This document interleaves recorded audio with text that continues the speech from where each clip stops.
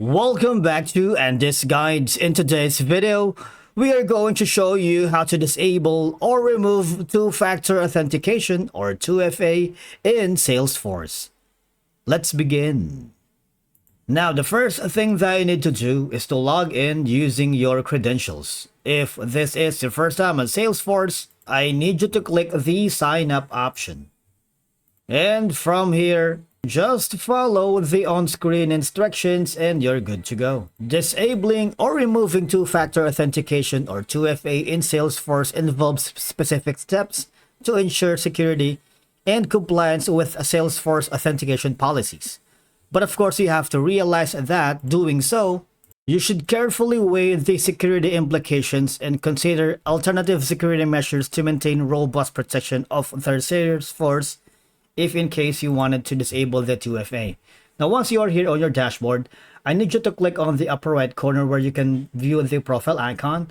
I want you to click on Settings. Now, inside the settings, I need you to hover to the left side panel of your dashboard and click on Advanced User Details. Now, if you are a fan of our YouTube channel, you might want to check the separate video tutorial about enabling two-factor authentication here in Salesforce. So you might want to check on that. But basically, if your 2FA is enabled right here, click on the I.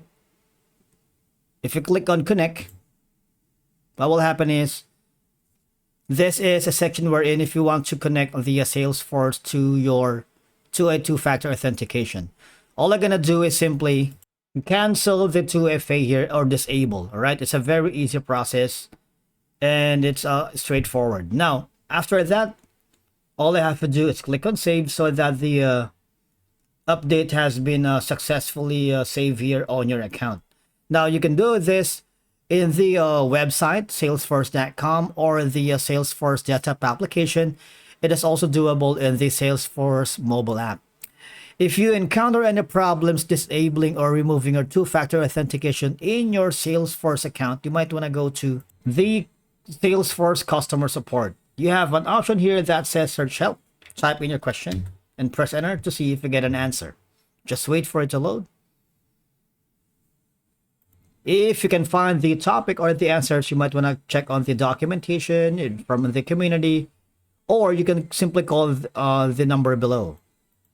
Once you get a hold of the customer support staff, tell them you're having problems disabling or removing your two-factor authentication in Salesforce.